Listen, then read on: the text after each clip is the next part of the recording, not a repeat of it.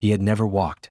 Not in the earliest photographs, not in the glossy portraits that lined the marble hallway of a house built on money and careful silence. Doctors had used polite words, rare, delicate, complicated, and the family had collected opinions the way they collected art. Machines were ordered, schedules were made, specialists were flown in for short consultations. Yet the living room stayed quiet and the boy watched the street from his chair like a spectator at a play he could not join. He was 10 when the new maid arrived. She came with a small backpack and a neat braid, with a laugh that was quick and a silence that carried things like basil and laundry soap. The mother thanked her with the polished courtesy of someone hiring competence. The father barely glanced up from contracts and calendars. The household took in another pair of hands to tidy its long list of needs. From the beginning she watched him differently. Not with the careful compassion of the well-meaning, but with the blunt curiosity of someone who had seen hardship and chosen to meet it without sentimentalizing. She asked small questions, "Do you like the rain?" and then sat beside him to listen. She made games out of simple motions, tying a bright ribbon to his wrist and setting it just across the room, placing a toy slightly out of reach, asking him to fetch a small thing and laugh when he did. Professionals called it unorthodox. She called it a game. Games have a patient power. They disguise practice as play, and children do not notice that they are being strengthened. She had sisters and cousins and friends with limits that teachers had boxed in, and she knew how to turn fear into a habit. She taught him to feel the floor with more than his feet. "Close your eyes," she said. "Tell me what's under you." He named carpet and wood and tile and learned to shift his weight like a person learning balance by listening. She taught him to breathe in counts, to clap in rhythm with stepping, to move his hips the tiniest amount so his center could hold a wobble. The first time his legs bore him beyond a breath, no one had prepared for the quietness of that small triumph. It wasn't cinematic with triumphant music. He swayed, skin flushed, breath jagged, and the maid's hands were there, steady, warm, at his hips. The father, who kept his worries behind a ledger, stood in the doorway and felt something inside him tilt like a locked room finally opening. The mother dropped her list and cried with a sound that had no plan. They did not record the moment. It remained private, a sunroom with dust motes and 2 mugs of tea cooling on a table. She smiled and said, "See? You did it." And he, breathless and astonished, believed her. Walking was not a single event, it was a habit that had to be learned again and again. There were falls that frightened the staff and nights when his legs ached in ways that felt like messages in bone. The mother wanted measured progress, charts, clinics with slick brochures promising rapid gains. The father searched for devices that could speed the process. The maid kept doing what had worked, making the work ordinary. She stacked towels into informal steps, turned repetition into a story about a mango tree that refused to fall, and showed him that practice could be as ordinary as brushing teeth. Outside, other children taught him the most dangerous and useful lessons. They did not offer pity, they offered challenges. They ran and dared him to keep up, and when he fell they shoved him back into the game. He learned to accept scraped knees and the laughter that followed. The neighborhood's normalcy changed him more than any device might have. There were tensions. The mother fretted about appearances and retreated into schedules. The father feared the narrative would be co-opted into some public triumph. Therapy offers arrived in glossy letters. The maid listened politely but answered in deeds. She taught him to get up by making the act necessary for something he wanted. A toy, a race, a joke.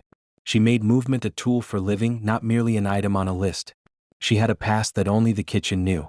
On rare afternoons when the boy napped and the house softened, she would take out a faded photograph from her apron pocket. A small family under a mango tree, a sister with a homemade ribbon, a father with dirt under his nails. She had learned to carry people through hard things in a village where the clinic's waiting room was a bench and solutions were made by hands and neighbors. There, she had watched a cousin relearn to walk after a fever, by counting steps on the dirt road until the foot found its way again. She was not a trained therapist. She was a listener who made practice feel like a story.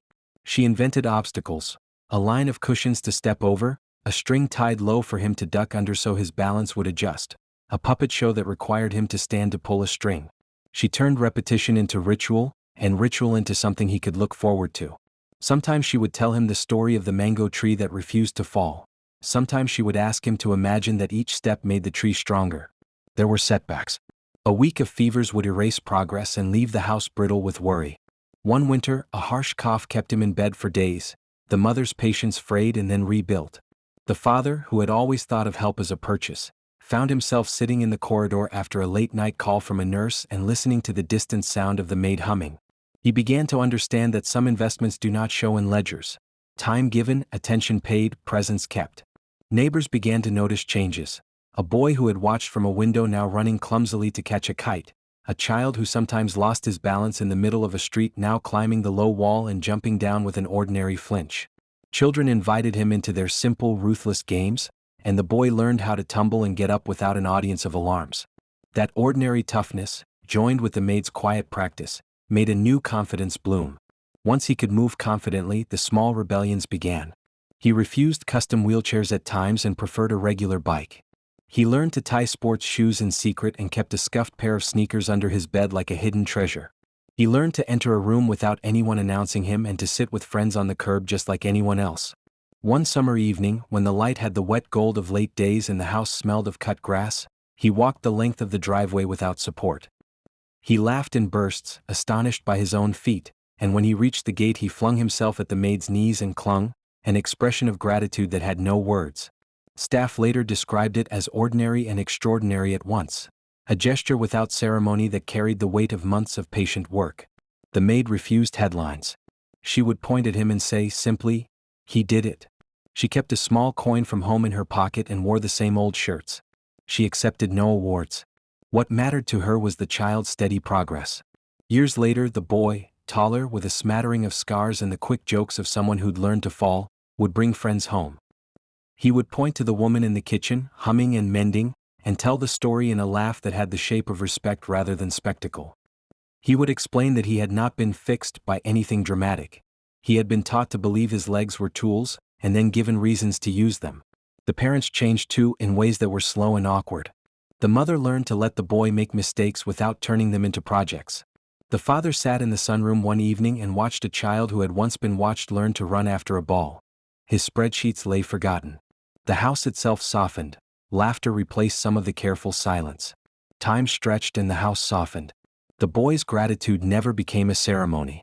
He thanked her in practical ways, bringing back a mango from the market, sharing a rare comic book he'd been saving, learning a recipe she liked and attempting it. Later, when he was old enough, he would buy a plane ticket not for his parents but to visit her small village. He walked into the crowded market with the awkward gravity of someone who had once been watched and gave the vendor a handful of bills, then asked for the biggest, ripest mango they had. The community kept different memories. Neighbors told the tale as one of slow, patient work. The staff told it as a lesson in humility. The parents told it in mornings of gratitude and evenings of remembering their own limits. The boy carried it in the way he tied his shoes and held a friend's hand when they crossed a busy road. In the quiet that remained, the maid carried on. She mended shirts and told village stories. She spoke rarely of the boy's progress as anything special. To her it was simply what people do when given a reason. She had come into a house of silence and given it noise that mattered: voices, practice, song. Once, when asked what she thought changed the most, she shrugged and said, "I did not do it alone." It was an answer both modest and entirely true. The boy's walking was the result of many hands, many stubborn mornings. Yet the first habit, the small change that turned fear into action, had been the simple choice to make practice a game and to stand close enough to steady a wobble. And so the story spread quietly, not as a headline but as a lesson passed from one household to another. That some solutions are not machines but rituals. That attention, turned into play, will sometimes teach what technology cannot. The boy grew and lived with the ordinary bravery of someone who had learned to trust his feet. The maid kept a coin in her pocket and hummed,